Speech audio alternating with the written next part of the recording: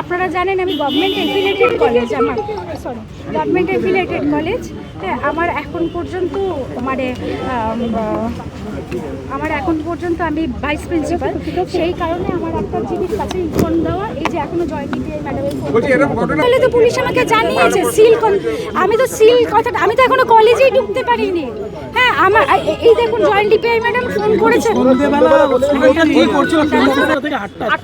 কেউ বলছে 7:30 থেকে 8টা, কেউ উনি কি আপনাদের কলেজের স্টাফ? হ্যাঁ, উনি আমাদের কলেজে পিওরলি টেম্পোরারি জিবির ডাইরেকশনে একটা স্টাফ হিসেবে আছেন। কতদিন আগে? আরো দুজন আছে। আমার কলেজের স্টাফ মানে পিওরলি টেম্পোরারি জিবির ডাইরেকশনে জিবি করে তাকে এখানে কতদিন আগে? 45 দিন করে করে তাকে রাখা হয়। এবং কতদিন আগে অ্যাপয়েন্টমেন্ট পেয়েছেন তিনি? আমাকে একটু পেপারটা দেখতে দিন।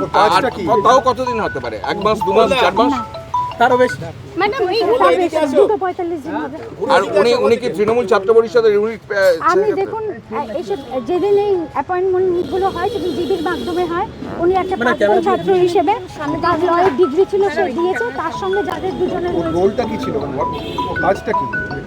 ও অফিসের কাজ করতে, মানে অফিসের মানে খাতাপত্র এইসব দেখতে দেখতে টেম্পোরারি অ্যাপয়েন্টমেন্ট, জিবির ডিরেকশন আমার রেজলিউশন আছে। আপনি বলছেন 9টা থেকে 4টা অবধি আপনার কতদিন সময়?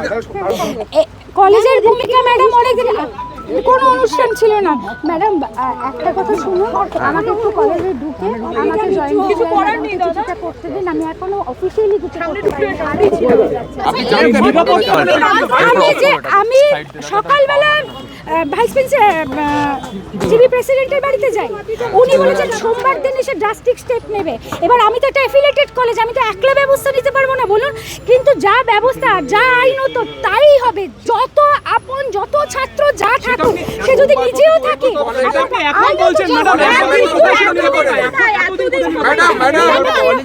হয়েছে